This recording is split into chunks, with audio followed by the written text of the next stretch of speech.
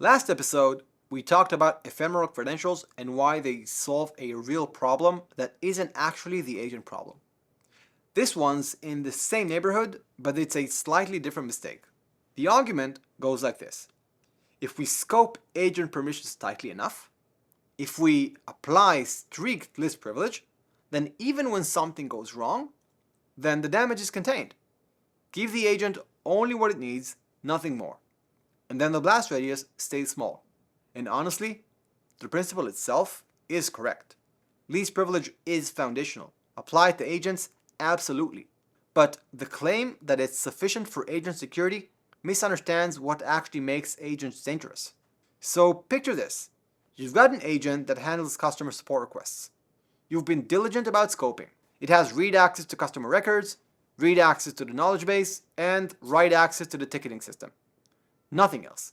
Tight permissions, textbook least privilege. Now, that agent gets prompt injected. An attacker embeds instructions in a support ticket, and the agent follows them. What can the attacker do with those tightly scoped permissions? Well, they can read every customer record that the agent has access to. They can exfiltrate customer PII by creating tickets with the data in the description field. They can manipulate knowledge-based lookups to poison how the agent responds to future queries. Every one of those actions falls within the agent's authorized scope. Least privilege did not fail. It worked exactly as designed. The agent had exactly the permissions it needed, nothing more. But the problem is that the permissions it needs to do its job are the same permissions an attacker needs to cause damage. And that's the distinction that matters. Scoping sets the ceiling on how much damage is possible. It doesn't govern what happens below that ceiling. There's a difference between this agent cannot touch production and this agent won't misuse its access to the systems it legitimately needs.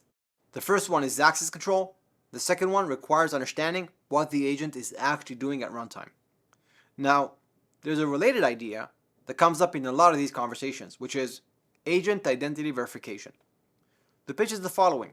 If you can verify which agent is making a request, authenticate it, confirm its identity, then you've addressed the risk. You know who's at the door, and so you can decide whether to let them in or not. But the problem is, a verified, authenticated, properly identified agent that's been prompt injected is still a threat. Identity verification tells you who is acting. It doesn't tell you whether what they're doing is legitimate. A compromised agent has a perfectly valid identity. It passes every authentication check. It's just executing someone else's instructions. So, where does that leave us? Least privilege, credential scoping, identity verification, all of them necessary. I'm not arguing against any of them. But they're all perimeter controls for the agent's access boundary. They govern who gets in and what they can reach. They don't protect against the misuse of legitimate access once it's been granted. And that's the specific new risk that agents bring to the table.